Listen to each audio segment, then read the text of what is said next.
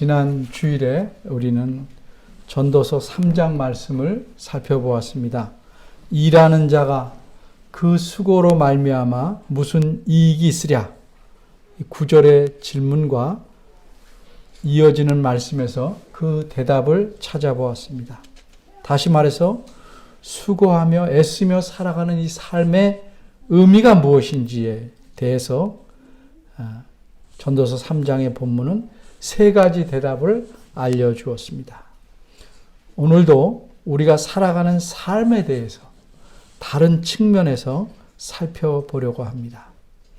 어린이들도 아직 많이 안 살았지만 익히 알고 부분적으로 경험하며 살아가고 있듯이 살아간다는 것은 거창하게 말하면 인생이라는 것은 달콤하고 좋은 것들만으로 가득하지는 않습니다.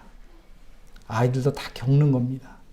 그 안에는 여러 종류의 힘든 것과 어려운 것이 있습니다. 그럼 그 이유는 무엇일까? 그것은 한마디로 죄 때문에 그렇습니다.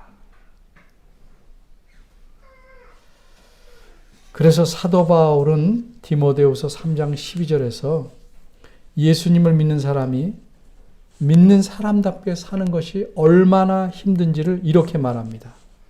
무릇, 즉 누구든지 그리스도 안에서 경건하게 살고자 하는 자는 핍박을 받으리라. 핍박받고 고난을 겪는 것이 예수 믿는 사람에게는 바르게 살려면 당연한 것처럼 말씀하고 있습니다. 여러분이 이 세상을 둘러보면 교회 밖은 물론이고 매우 심하고 교회 안에서까지도 거짓, 착취, 다툼, 억압, 학대, 핍박이 있습니다. 근데 어떤 특정한 시대에만 이런 일이 있었던 건 아니고 인간의 역사가 시작된 이후로 줄곧 크고 작게 이런 일들이 계속되어 왔습니다. 야고보서를 기록한 이 시대에도 마찬가지였습니다. 재산이 많고 부유한 사람들이 가난한 자들을 돌보기는커녕 그들을 착취하고 그들에게 마땅히 주어야 할 품삯을 주지 않았습니다. 오히려 부자들은 그렇게 밀린 임금을 주지 않은 채 오히려 사치하고 파티를 벌입니다. 그리고 가난한 자들이 억울함을 법에 호소하면 부자들은 오히려 여러 가지 재주를 부려서 법정에서 오히려 가난한 자들을 정죄하게 만듭니다.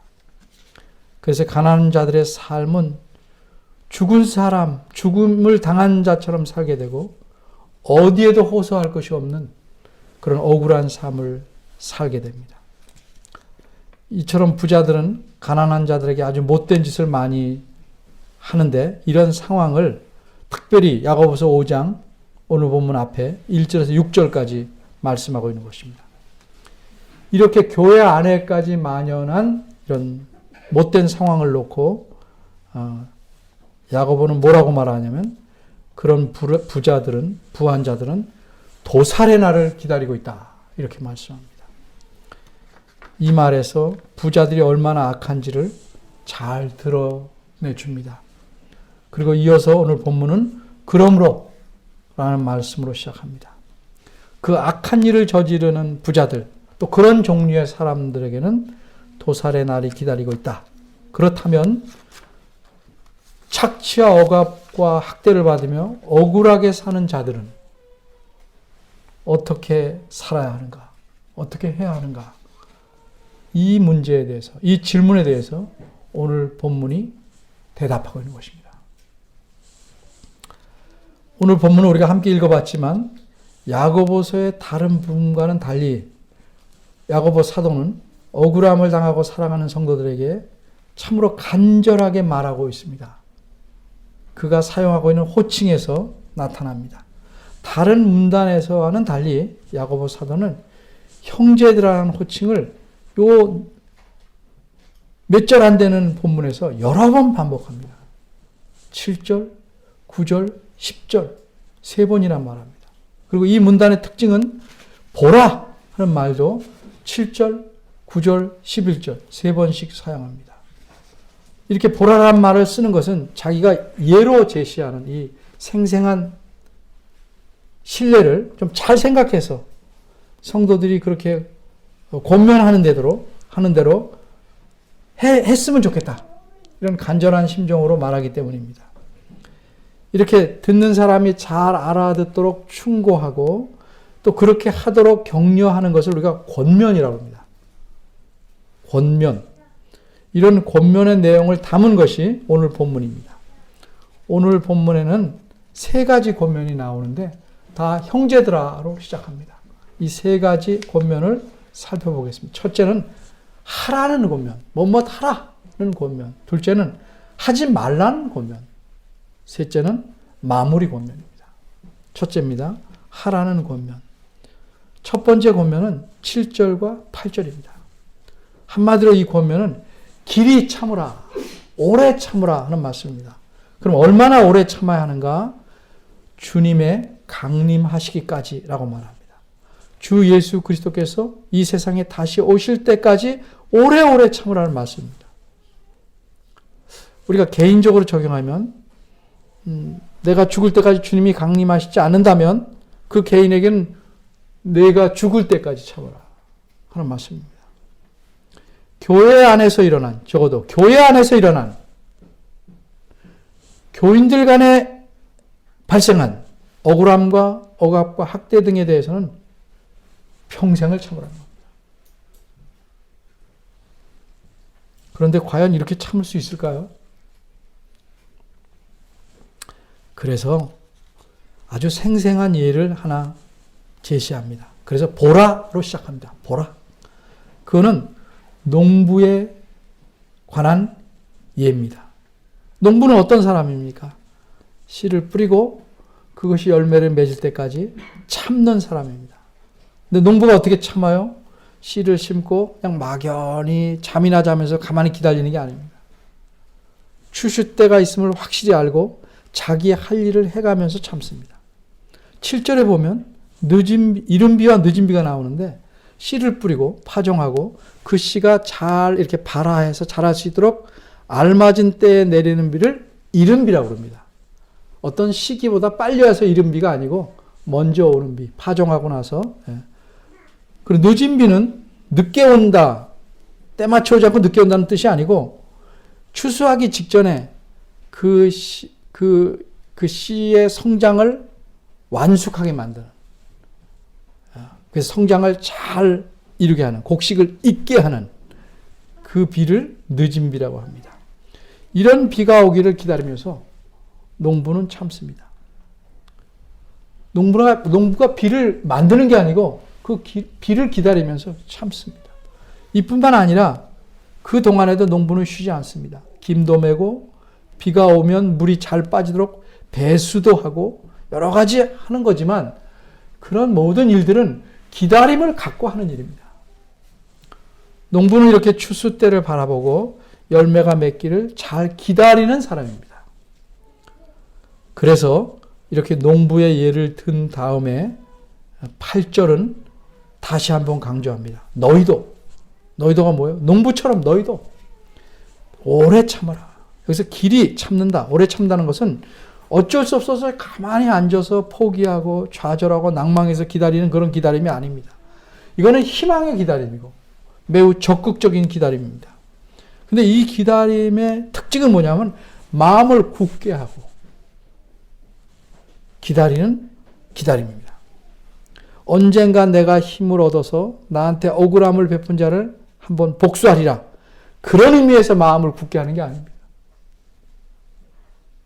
그 복수할 때를 기다리는 그런 기다림, 참음이 아니고 자기가 득세할 때를 바라는 그런 참음이 아니고 소망을 갖고 마음을 든든히 하는 그런 기다림입니다. 그럼 왜 마음을 그렇게 든든히 하는가? 그 이유를 8절에서 말하고 있습니다. 8절 후반절은 우리말에는 빠져 있지만 왜냐하면으로 시작합니다. 왜냐하면. 왜 마음을 든든히 할 수 있냐 하면 주의 강림이 가까우기 때문이다. 주님께서 오실 날이 가까웠다는 겁니다. 그런데 주님이 왜 오십니까? 우리의 억울함, 잘못을 풀어주시고 잘못된 모든 것을 펴시고 심판하시기 위해서 오십니다. 그러니까 우리가 마음을 굳게 하는 것은 우리가 직접 보복하기 위함이 아니고 주님께서 와서 공의를 베풀어 주시고 우리의 억울함을 풀어줄 것을 알기 때문에 마음을 든든히 한 기다림입니다. 그래서 우리가 참을 수 있다는 겁니다. 주님께서 오셔도 나와는 무관하고 우리 억울함을 보지 않고 그냥 오셨다는 정도, 그런 주님의 강림이 아닙니다.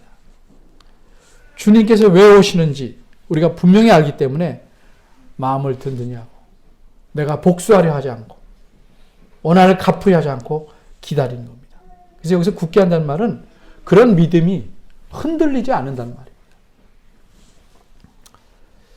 억울함이 커지고 또 여러 가지 연결돼서 고통이 심해지면 흔들려서 기다림을 포기하는 것이 아니고 계속 그 기다림, 참음을 계속 유지하는 것. 그게 믿음이에요. 그게 믿음. 그래서 믿음이란 건 뭐냐면 시간의 길이를 초월하는 것이다. 이렇게 말할 수 있어요. 잠시 동안만 튼튼한 것이 아니고 시간이 가도 언제나 같은 자세를 갖고 가는 것. 이게 믿음의 특성입니다. 주의 오심을 바라보기 때문에 흔들리지 않고 마음을 든든히 세워놓는 것, 그래서 참는 것, 그것이 인내의 본질이고 믿음의 특성입니다. 두 번째입니다. 말라는 권면, 하지 말라는 권면. 그럼 이렇게 마음을 굳게 하고 길이 참는 자, 한평생을 참든지, 혹시 그 안에 예수님이 오신다면 예수님이 오실 때까지 흔들지 않고 참을 수 있는 자는 그동안 어떻게 해야 되는가? 참고만 있는 것인가? 그동안 어떻게 해야 되는가? 하지 않아야 될 걸 말합니다. 구절은 이렇게 말합니다. 여기 다시 형제들아로 시작합니다. 형제들아, 원망하지 말라. 이 원망이란 말의 의미를 잘 알아야 돼요. 원망이란 말은 비난하거나 비방하지 말라는 것입니다. 너 그렇게 하면 잘못했다. 이걸 말하지 말라는 게 아니에요. 비난하거나 비방하지 말라. 비난과 비방이라는 것은 상대방을 이미 정죄하고 판단하고 내리는 행위입니다. 그럼 우리는 그렇게 하면 안 됩니다. 왜? 주께서 오셔서 모든 일을 해결해 주시지 알기 때문에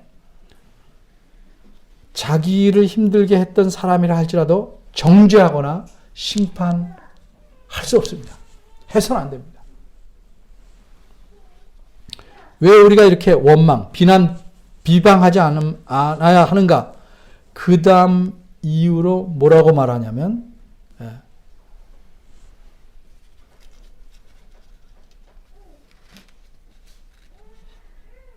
심판을 그리하여야 심판을 면하리라 이렇게 말씀입니다. 이게 무슨 말입니까? 우리가 그렇게 정죄하고 심판하면 그 원망인데 우리가 하나님의 위치에 서는 겁니다. 그래서 우리도 심판을 받게 되는 것입니다. 그래서 심판을 면하려면 그런 판단자의 위치에 서지 말아야 한다고 생각합니다. 잘못한 거는 분명히 알아요. 너 나한테 그렇게 잘못이다. 그래서 너는 하고 정죄하면 안 된다.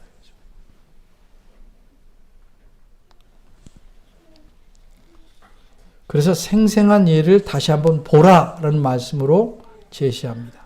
심판자가, 즉 주님께서 심판하실 분이 문 밖에 서 계신다 이렇게 말합니다. 당장 문을 열면 그 밖에 주님이 서 계신 것처럼 말하고 있습니다. 그처럼 주님께서 가까이 와 계심을 말하고 있는 거죠. 혹시 시간상으로 먼다 할지라도 늘 가까이서 보고 아시는 것처럼 모든 걸 아시니까 문 밖에 서 계시다고 비유적으로 충분히 말할 수 있어요. 문만 열면 들어오실 것 같이 그렇게 올 나를 우리가 인식하고 살아야 우리가 잘못한 사람에 대해서 비난, 비방, 정죄하지 않은 겁니다. 이게 원망입니다. 너 때문에 속상하다. 이런 걸 원망이라고 하지 않아요. 여기 성경에서 말하는 건.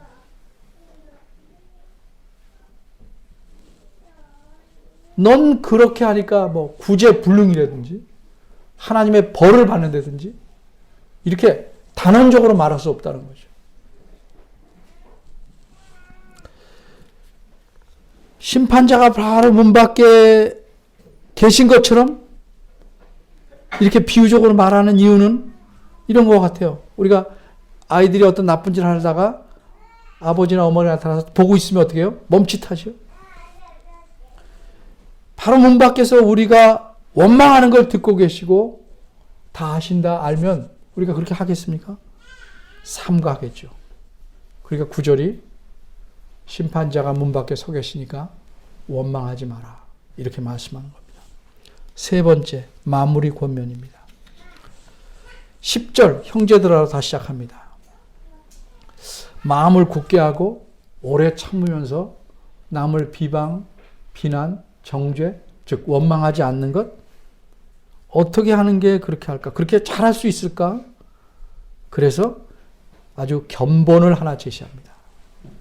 형제들아 본을 삼아라. 그렇게 원망하지 않고 오래 참고 마음을 굳게 살아간 사람, 믿음으로 살아간 사람의 견본이 하나 있었다. 이게. 그런 사람처럼 행해라. 그래서 본보기를 제시합니다.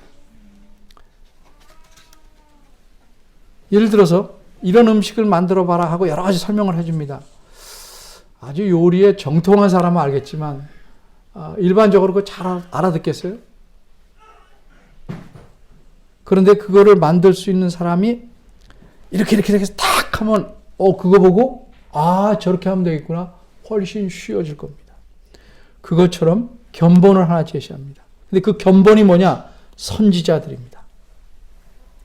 과거의 선지자들이 고난과 오래 참음. 이건 참 이 표현은 두 가지를 말하는 게 아니고 고난을 당하면서 오래 참음이라는 표현입니다. 고난과 오래 참음. 따로 말하는 게 아니라 고난을 당하면서도 오래 참음을 고난과 오래 참음 이렇게 표현한 겁니다. 고난을 당하면서 오래 참은 본을 선지자들이 보였으니까 성경을 통해서 어떻게 참았는지 살펴봐라. 근데 그 선지자들은 어떤 사람이라고 말해요? 거짓 선지자들도 많이 있지만 여기서는 진짜 선지자예요. 어떤 사람이에요? 주의 이름으로 말한 사람. 정말 주님께서 하신 명령을 그 시대에 전함으로써 아무 잘못도 없이 교난을 당하고 고생하고 핍박받고 따돌림 받고 심지어는 죽임을 당한 사람들, 그런 사람을 잘 보고 그대로 해라 하는 말씀입니다. 선지자들이 많이 있었습니다. 특별히 히브리서 11장에 보면 여러 분 나와 있지만 몇 사람만 간단히 예를 듭니다. 아합과 이세벨 시대, 가장 어두운 시대, 이스라엘 역사 중에서 가장 어두운 시대에 엘리야라는 선지자가 있습니다. 갈멜산에서 바알과 아세라 선지자 850명을 다 죽게 한 뒤에 아합과 특별히 부인 이세벨의 표적이 됐습니다. 그를 죽이려고 군사들이 계속 쫓아다니고 그를 죽여라 찾아라 하는 방문이 곳곳에 붙어 있어서 더는 사람이 있는 곳에 살 수 없는 심각한 상태에 있습니다. 그래서 선지자가 뭐라고 그럽니까? 하나님 앞에 차라리 죽는 것이 낫겠습니다. 저를 데려가 주십시오 라고 간구합니다. 모든 사람이 날 죽이려고 합니다. 저만 남아 있습니다. 그래서 광야로 떠납니다. 사람이 살 수 없는 곳에 나가서 죽기를 자처합니다. 굶습니다. 그런 엘리야를 하나님께서 어찌하셨는지 나중에 열왕기상 19장을 보면 잘 알 수 있습니다. 근데 엘리야가 왜 이렇게 쫓기는 신세가 됐습니까? 하나님 말씀을 전했기 때문입니다. 그 말씀을 온전하게 전했기 때문에 목숨의 위험을 받게 된 것입니다. 또 에레미야 선지자, 여러분 죽는 것 중에서 굶어 죽는다는 것도 얼마나 처참한지 아십니까? 더구나 구덩이에 빠뜨려 가지고 굶어 죽게 만드는입니다. 왕이. 근데 거기서 겨우 살았고 그 후에는 숨어 다녀야 합니다. 얻어맞았고 감옥에 갇혀야 되고 또 힘든 건 하나님 말씀이 바벨론에게 항복하는 것이 살 것이라고 외쳤어요. 말씀대로. 그러니까 온 국민한테 나라를 팔아먹은 배신자라고 낙인이 찍힙니다. 그래서 모든 사람에게 따돌림 받는 삶을 살아야 합니다. 이런 에레미야, 여러분 잘 아는 다니엘, 또 선자는 아니지만 다니엘의 세 친구, 다 우리 그 내용을 잘 압니다. 이런 사람들의 삶에 비교할 때 야고보 시대에 살던 사람들, 또 그 이후 교회 시대에 사는 모든 사람에게 그들이 얼마나 큰 오래 참음의 본이 될 수 있는지 우리가 알 수 있습니다. 그들을 보고 참아내라. 원망하지 말고 믿음을 굳게 하고 참아내라. 이렇게 말씀하고 있는 것입니다. 그런데 11절에 가보면 다른 또 생생한 예를 하나 더 듭니다. 보라로 시작합니다. 보라. 욥에 대한 이야기입니다. 근데 이 이야기에서 우리가 주목해야 될 게 있습니다. 11절을 보면 인내를 잘하는 자를 우리가 복되다 한다 이런 말이 있죠. 끝까지 인내한 자를 가리켜 복되다라고 말합니다. 하나님의 복을 누린다고 말합니다. 근데 인내하다가 중간에 멈추거나 인내하는 중간에 저 사람이 복받았다 이렇게 말하지 않습니다.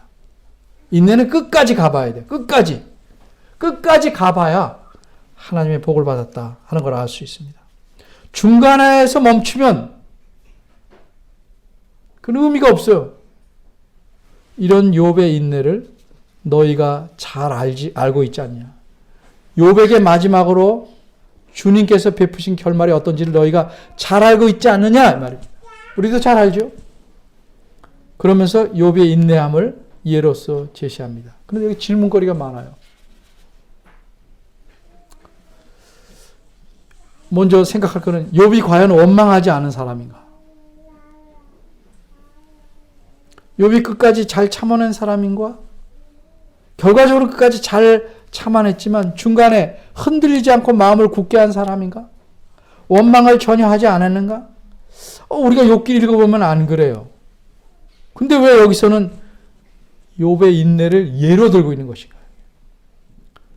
자, 욥은 자식을 많이 낳았어요. 아들 7, 딸이 3이에요. 거기다가 양 7,000마리, 약대 3,000마리, 뭐 소나 암나귀는 500마리씩, 이른바 동방의 갑부입니다. 재벌입니다. 그런데 아들, 딸 다 죽고 모든 재산을 다 잃었습니다. 그래서 아내가 2장 9절에서 뭐라고 합니까? 하나님을 욕하고 죽어라. 이렇게 저주를 합니다. 그럼 3장에 가면 뭐예요? 욥은 자신을 저주합니다. 왜 내가 태어났는가? 자기가 태어난 게 저주다. 차라리 내가 뱃속에 있을 때 나를 사생아로 태어나게 하시지. 하고 자신의 출생마저 저주합니다. 이게 원망인가요? 아닌가요? 그때 친구들이 찾아옵니다. 세 친구가 찾아오는데 욥을 보고 얼마나 처참했는지 욥인 줄 알기 어려운 정도의 상태였다고 말합니다. 욥은 뭐라고 말합니까? 주님께서 날 죽이시려고 하니 차라리 죽이시옵소서. 영혼의 괴로움 때문에 원망했다. 뭐 육체적 괴로움은 물론이고 혹독히 원망했다. 성경이 그렇게 말합니다. 근데 여기는 원망하지 말라 하면서 원망한 욥을 인내의 본으로 내세웠습니다. 뭐가 문제일까? 예를 잘못 들었는가? 그렇지 않습니다. 원망하라는, 여기서 말하는 원망하라는 말의 뜻이 무엇인가를 생각해 봐야 되고, 거기서 원망했다가 어떤 것인지를 생각해 봐야 됩니다. 잘 살펴보면 욥은 자기가 태어남과 자신의 아픔, 억울함, 그런 것 때문에 그 아픔을 호소하고 자신이 살고 있음 자체를 원망하고 저주했습니다. 그런 걸 한탄했습니다. 근데 그런 것을 야고보에서는 원망이라고 말하지 않습니다. 욥기 전체를 살펴보면 심지어 욥은 뭐라고 말하냐면 하나님께서 날 죽이시려고 한다 했지만 하나님 자신이 나를 버리고 내게서 떠나고 자기를 악한 가운데 몰아넣어서 나에 대한 신실함을 하나님 버리셨다. 그렇게 원망한 적은 없습니다. 하나님에 대한 신뢰의 끈을 결코 놓지 않았습니다. 그러한 그것은 야고보서 말하는 원망이 아닙니다. 오히려 그 신뢰의 끈을 놓지 않고 욥은 하나님께 요구하기를 하나님 저를 쉬지 않고 계속 저를 지켜보시는데 차라리 그 줄을 놓아 주옵소서. 자기 고통이 심하니까 그렇게 말합니다. 오늘 본문에서 원망하지 말라는 건 이런 식으로 원망하는 거예요. 하나님께서 이런 고난, 고통이 내게 임하게 하고 억울함을 당하게 한 것은 나를 버린 것이고 이런 버림이 어떤 특정한 사람 때문에 왔습니다. 하나님의 신실하심을 의심하고 그것에 대한 믿음의 끈을 끊어놓고 대신 다른 사람에게 정죄와 비난의 화살을 쏟는 것, 이게 야고보서 말하는 원망입니다. 끝까지 자신의 삶과 아픔을 통곡하고 하소연하지만 하나님에 대한 신뢰를 버리지 않는 한 그것은 야고보서 말하는 원망이 아닙니다. 겉으로 보기는 많이 하나님에 대해서 속상함을 말했지만 하나님에 대한 신뢰를 버리지 않는 욥을 하나님이 어떻게 하셨습니까?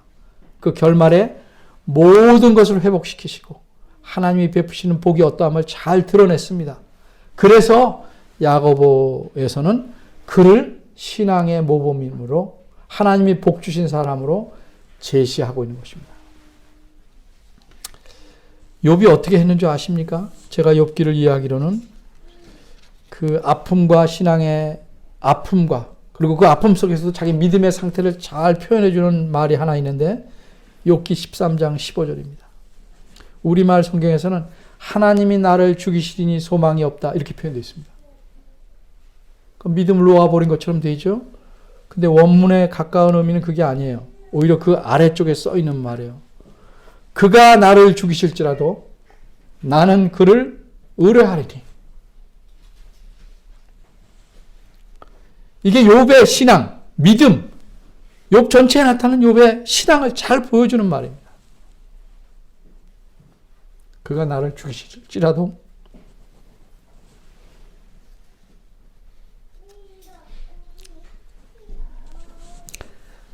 나는 그분을 의뢰하겠다. 근데 욥이 어떻게 그런 신앙을, 믿음을 가질 수 있었을까? 그 비결이 뭔지 아십니까? 욥은 하나님이 어떤 분이신지를 알았기 때문입니다. 이 많은 고난으로 나를 죽이신다고 할지라도 그것이 나를 버림이나 내려놓음이 아니다. 그런 분이 아니시다. 하는 사실을 욥은 잘 알고 있었습니다. 11절입니다. 이 11절의 끝부분에서 우리가 본문 11절의 끝부분에서 놓치지 말아야 할 중요한 사실이 하나 있어요. 그게 뭐냐면 욥이 끝까지 인내를 잘했기 때문에 주님께서 좋은 결말을 주셨다라고 본문이 말하고 있지 않다는 사실입니다. 인내를 잘했기 때문에 복 주셨다 이렇게 말하지 않는다는 거죠.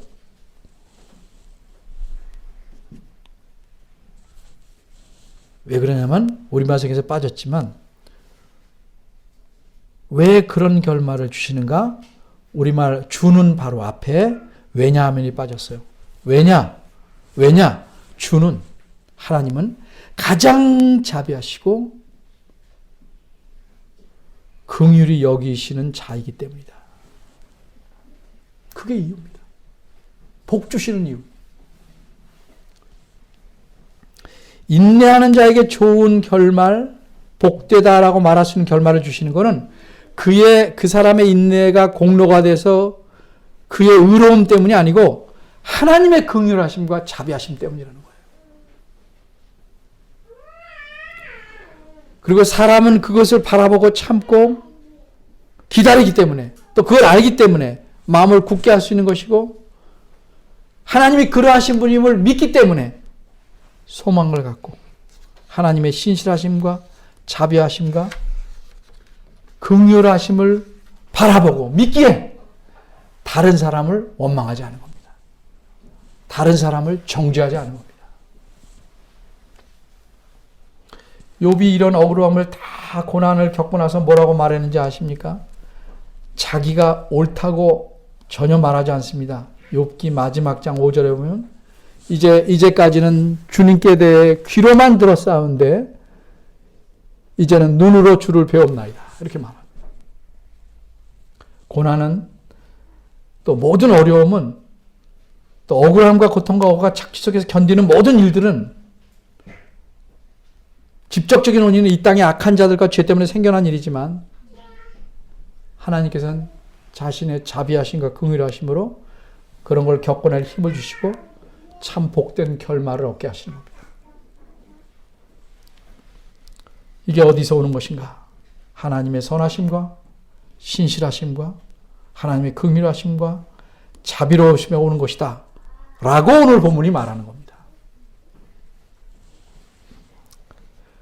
그래서 우리가 하나님을 제대로 아는 한 힘들고 억울하고 고난을 당해도 견뎌낼 수 있는 것은 소극적이고 체면 때문에 어쩔 수 없이 하는 기다림이 아니고 하나님의 신실하심을 바라보는 아주 적극적인 기다림입니다. 그래서 힘들고 어려운 걸로 그분 앞에 마치 그냥 통곡하듯 하소연할 수는 있지만 믿음의 힘이 약해져서 배가 가라앉는 것처럼 그렇게 좌초하거나 침몰하지 않습니다.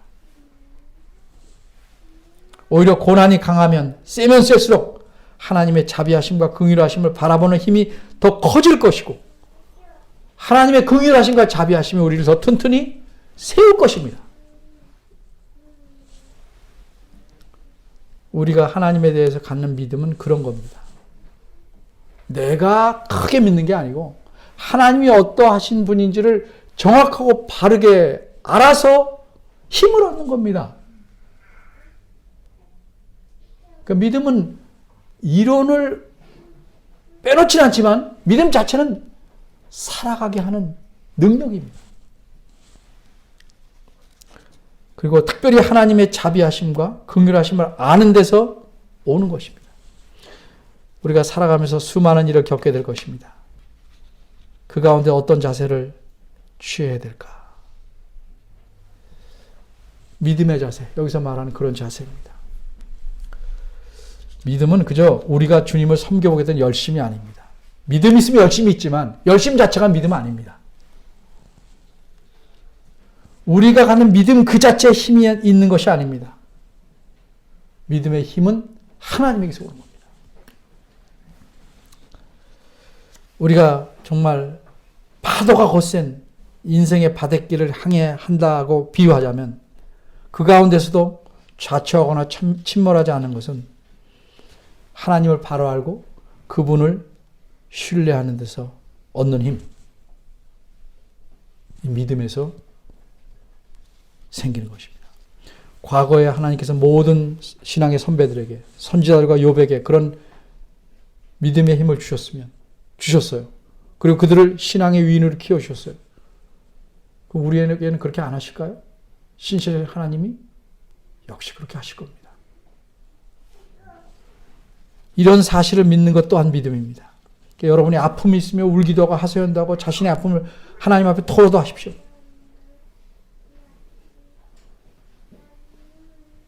그런데 믿음의 본질, 하나님의 신뢰의 끈은 놓지 말고 하십시오.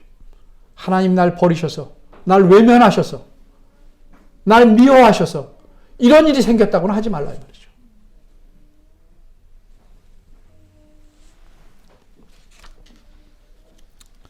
정말 하나님을 든든히 믿는 신앙의 사람으로 하나님을 바라보고 하나님의 자비로우심과 긍휼하심을 의지하고 사는 그런 성도들이 되기를 간절히 바랍니다.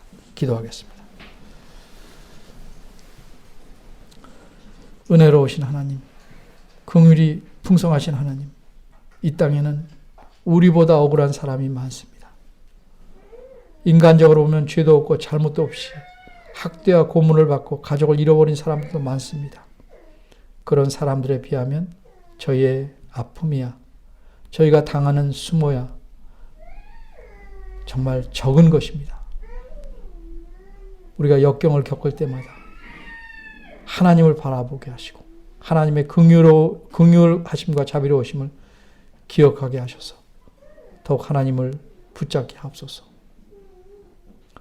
그리고 우리의 믿음이 자라날수록 하나님을 크게 알고 바로 섬기고 더 많은 부분을 의뢰할 줄 아는 저희들 되도록 도와주시고 그런 교회 되도록 이끌어 주옵소서. 이 세상에 의지할 곳이 오직 주님밖에 없음을 저희가 압니다. 이런 저희들을 긍휼히 여기시고 이끌어 주실 줄 믿고 감사드립니다. 저희 마음속에 쌓여있는 여러 가지 원한과 억울함과 그런 모든 찢기들을, 응어리들을 주님을 바라보고 풀어놓게 하시고 주님이 오실 때까지 마음을 굳게 하고 오래 잘 참는 신앙의 알맹이를 지닌 저희들이 되도록 만들어 주옵소서. 예수님의 이름으로 기도하였습니다.